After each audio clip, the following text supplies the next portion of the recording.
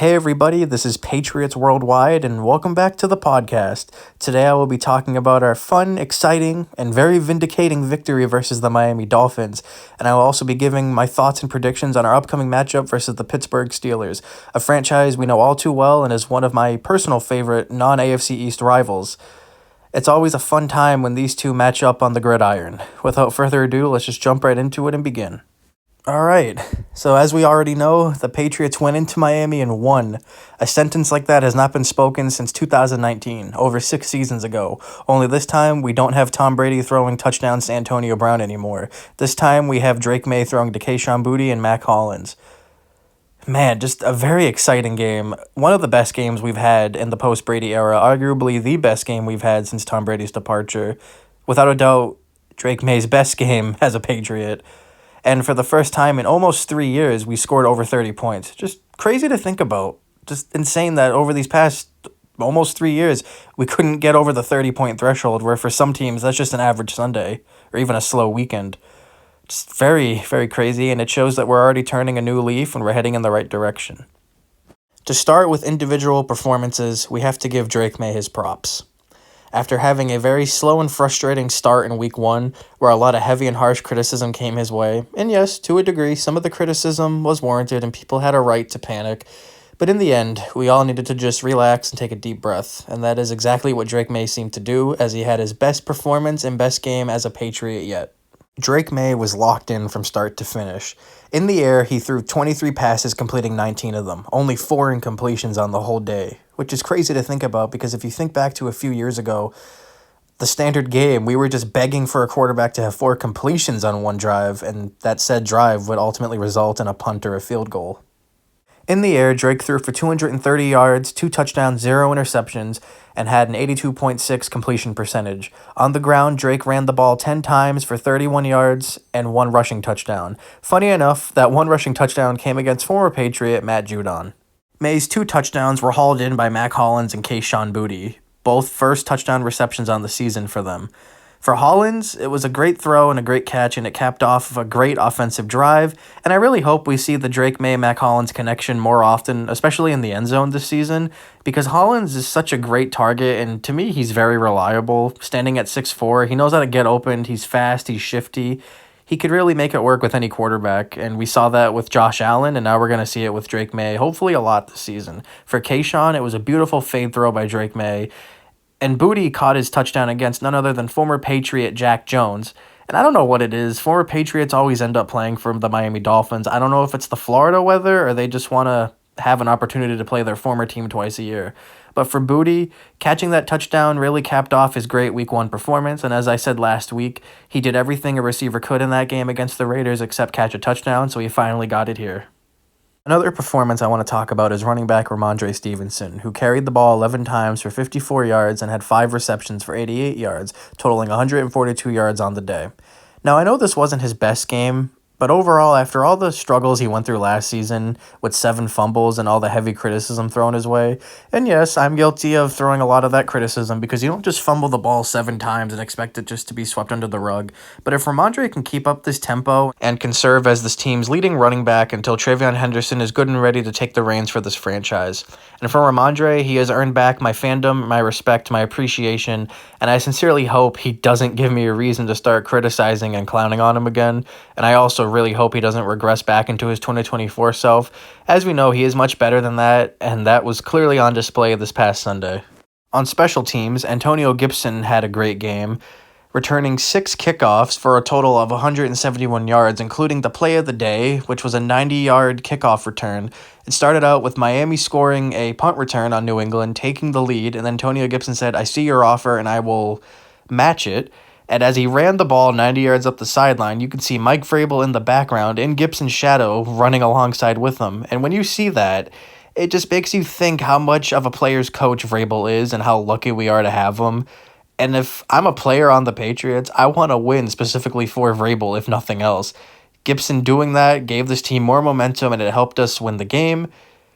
And overall, it was just a very exciting game for the running backs. Whether if it was running the ball or just returning kicks, we thrived and we worked. Even at one point, we were backed up on our own red zone. It was 3rd and 15, and Josh McDaniels does what he does best and calls a screen pass. Ramondre Stevenson took it, and he took it about 16 or 17 yards. There are 3 guarantees in life: death, taxes, and Josh McDaniels calling screen passes on 3rd and long. It's crazy. But Antonio Gibson, he is one of the most, if not the most, underrated running back in the NFL and a very underrated player overall, and I'm very glad we have him. And knowing Josh McDaniels, how he likes to utilize his multi-man running back system, Gibson's big day and probably career game is coming soon. But I know when it happens, we're going to all go crazy for it. And speaking of special teams, the first negative of the game was our rookie kicker, Andy Borregales. Just had a very rough day, but he made up for it in the end. He missed 2 crucial extra points, but he was also 2 for 2 on field goals, with the long coming at 57 yards that essentially iced the game and made Miami have to score a touchdown, which they ultimately didn't.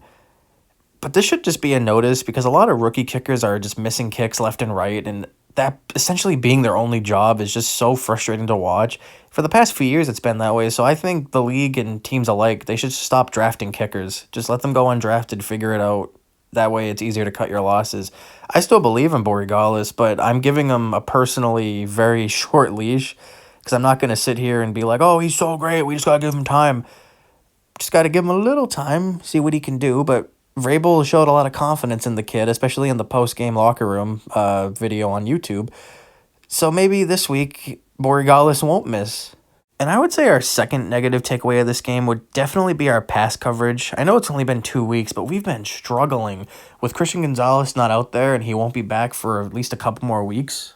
And I hope he comes back sooner than later. It just seems like we haven't been able to get it together out there. Carlton Davis, for example, he just seems to be in a rut. I believe he'll be fine, and given that he is, in my mind, still a great cornerback, he'll turn it around. If you remember, Stephon Gilmore had the same problem in 2017. Started off very slow, was giving up easy passes, not being able to defend some big plays, but in the end, he turned it around and became a Defensive Player of the Year in 2019. So I think Davis will be fine. But I feel like this pass coverage just needs heavy adjusting, even if it is the second game of the year. I don't care. Just for example, no matter who the cornerback is, say if it's Marcus Jones lined up against, I don't know, Tyreek Hill just for convenience, it seems like Hill is not only wide open, but there's 5 yards of separation between Jones and Hill. And then Jones wouldn't make an effort to disrupt the pass or even try to make a tackle till after it's done. It is so confusing to me just watching it at home. I don't know, if I was a DC, I would just say, try to make them uncomfortable, make them miserable. Like, I'm guessing they're afraid of getting penalized, they as in the cornerbacks. But if you can get in your receiver's face and just, like, brutally disrupt the pass, make him miserable, even if it causes 1 or 2 flags, a lot of those receivers will be afraid to try to go for those 50-50 balls, and it's going to really cause a lot of mental errors and mistakes. You just got to use that to your advantage if it's going to help you win. But for our interim defensive coordinator, Zach Kerr, he called a great game, and it proves that this defense is made to win and is built to win no matter who is calling the plays. But this pass rush is something legendary, especially Milton Williams putting the stop and the exclamation point on Tua to end the game in Miami's desperate attempt to take the lead. Harold Landry, Keon White, Christian Barmore just had great games up front in the trenches. We've created a monster in that unit, and I already know this defense will be responsible for winning us multiple games if this offense stalls out or fails to put points on the board. So thank God for that. I believe that covers everything from the Miami game. The only detail I left out was the 1 interception we had, which came with Marte Mapu making a big play at the end of the game. What I really like about that is he's a former safety transitioning to a linebacker, and he's using everything he learned as a safety when he is playing coverage as a linebacker, and it's working out great. It was a smart move by the front office, and because of that, I hope we can keep him around a little longer, because for a while, he really wasn't doing anything. I know he had 1 interception in 2023 against the Kansas City Chiefs. I believe Mahomes was looking for Kelsey on that play, and he just intercepted it, got in front of it. Just very textbook play from a safety, but it's working out great so far, and now we're going to move on to the Pittsburgh predictions. All right, so as we know, Aaron Rodgers, former Packer, former Jet, and now current Steeler, which is still weird to say as I will always remember him as a Green Bay Packer. And I would like to forget his tenure as a New York Jet, as I'm sure all Jets fans would like to do collectively. Aaron Rodgers and the Steelers are coming in at a 1-1 record, just like the Patriots. And it's going to be a very explosive offensive game, I'm guessing. because our secondary is still depleted with Christian Gonzalez missing yet another game for the third straight week, which is getting ridiculous at this point. And if Aaron Rodgers shows any glimpse of his Green Bay self, we are in for a very, very frustrating afternoon, and I truly believe it's going to be a game where we're going to have to go score for score with Pittsburgh, and it's going to come down to whoever has the ball in the final 2 minutes. Last week, Pittsburgh lost to the Seattle Seahawks in the rematch of Super Bowl 40, and it wasn't just because Sam Darnold outperformed Aaron Rodgers, which he did, look it up, and I never thought a sentence like that would ever leave my mouth. But Seattle's defense bent but did not break, and our defense being significantly better than Seattle's, that's all we have to do, bend but do not break. And I'm assuming Zach Kerr is once again calling the shots on that defensive sideline. All our defense has to do is just play like they did last week, just make the plays and be able to take care of business. We could easily get this one done, and then it just comes down to offense. Which, another side note, Drake May grew up idolizing Aaron Rodgers, and Aaron Rodgers is who he considers to be the greatest quarterback of all time. It's a great opinion by Drake May, and he's entitled to have one, even if some think he's objectively wrong. And in Drake's recent press conference, he mentioned how growing up, he would model some of his game mechanics after Aaron Rodgers, specifically how Aaron would grip a football, and that's what Drake's been doing ever since. So for someone like that, Drake has been idolizing Aaron Rodgers, and this is a game he's probably never thought he would play. And this is a once-in-a-lifetime opportunity for any quarterback to play against the quarterback that you idolized growing up. So you know he's in that film room studying, working 4 times as hard. And obviously this is the biggest game in his mind up to this point in his NFL career, even football career in his life. So you know he's going to go out there and give everything he can to win this one. So my keys to winning this game, for Drake anyways, just do what you did last week. Play it cool. Try to ignore the noise, ignore the lights, ignore the fact that your idol is sitting on the opposing sideline, and just have a great game. No turnovers. Try to find as many open receivers as you can and only take the runs that you can because, again, as a fan, we don't want him taking those big hits, but he's a mobile quarterback and he knows what to do to get it done. For the rest of the offense, for our offensive line, just got to play hard, do what we did last week. Get it done, try to limit the penalties as best we can, and just keep Drake protected, and also make any openings for Ramondre, Travion, Gibson, Drake when he decides to scramble. And then for our defense, I can't even lie, I'm kind of scared given how our secondary's been performing, and as I alluded to earlier, if A-Rod is even 1% of his Green Bay self, he's going to have a field day with the secondary if we don't get our act together. DK Metcalf, for example, if he's not lined up against Carlton Davis, and even if he is, Davis hasn't really figured it out yet, he's going to be a problem. Pat Freiermuth, he's another problem. And Jonnu Smith, former Patriot, with Arthur Smith on the sideline who just loves his tight ends, Jonnu is going to look to get a touchdown against his former team. So we're going to have to play extra hard on that defensive secondary specifically. This pass rush, just keep doing your thing. You'll get it done. Harold Landry, Milton Williams, Barmore, we need you guys. We need you more than ever. And you can't even sleep in Pittsburgh's running game. They have a really talented running back room, and Jaylen Warren, great player, and he's going to be a problem. Okay, and I'm going to now get into my predictions for the Patriots, and I'll just give my final score, and that will wrap up this episode. I'm predicting Drake May to have a great game, despite all the noise. I have him throwing for over 300 yards. I'll just say 304, like just right over the line.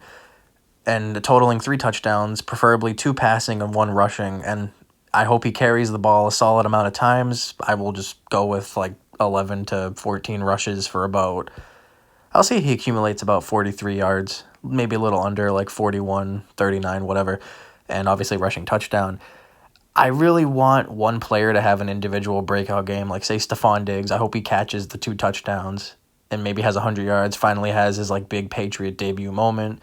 It would be wicked awesome if Hunter Henry scores his first touchdown of the season against the Steelers defense because, as we know, our tight ends have had partial ownership of the Steelers defense since the 2010s, with Brady and Gronk just lighting them up every time we played them. So it'd be really cool and nostalgic to see Drake and Henry getting it done, quarterback and tight end, just scoring touchdowns against Pittsburgh. I also predict Ramondre Stevenson to score a touchdown, just like Kayshon Boutte in week 1, who had a great statistical performance except scoring a touchdown. The following week, he gets a touchdown, and then in the same game, Ramondre Stevenson has a great statistical performance but does not score a touchdown, so maybe he continues this new tradition we found. Yeah, another player, Demario Douglas, who's a little overrated and overhyped by the fan base. I understand it. He's fun to watch, but me personally, I also think he's a little overrated because he hasn't done anything to really blow me away or make me feel really hyped about him. But if he can just get going and catch some fire off of a little spark, I think he'll be all right. Maybe that hype will be justified. I would like to see him get a touchdown or two, but we'll see what happens. Another player, it would be cool to see Travion Henderson get it. But in the end, I'm predicting the Patriots to win 24-21. It's going to be a slugfest, and it's just going to be a very entertaining game like last week. That's all I'm hoping for. I hope Drake has another stellar performance, and I hope he can continue to ascend to this level of a potential top 10 quarterback in the league. And just for leverage, if Pittsburgh wins, I actually predict it to be more lopsided, like in a 34-20 game. But I just hope it doesn't come to that. I hope our defense steps it up and does what Seattle did last week. And I hope Drake has another performance like he did against Miami and just translates that into this game against the Steelers and going forward into next week and the week after that, so on and so forth. Okay, and I guess that wraps it up. Thank you all so much for listening. And if you made it this far, I greatly appreciate it. And I hope to see you all again back here next week. And I really hope I am discussing a victory over the Pittsburgh Steelers and putting great emphasis on what we did right rather than what we did wrong. It's going to be a great game, and I believe we're more than capable of winning this one. Let's finish this strong and have a winning record this early on in the season. It's been years since we've done that, so let's continue rewriting the narrative and turning the ship around and going in the right direction. On a side note, Julian Edelman was inducted into the Patriots Hall of Fame this past Saturday, September 20th. Edelman is unequivocally a Patriot legend, and nobody deserves this honor more than he does. I can go on for hours of how much a great player Edelman is, a great role model, a great guy in the locker room, on and off the field.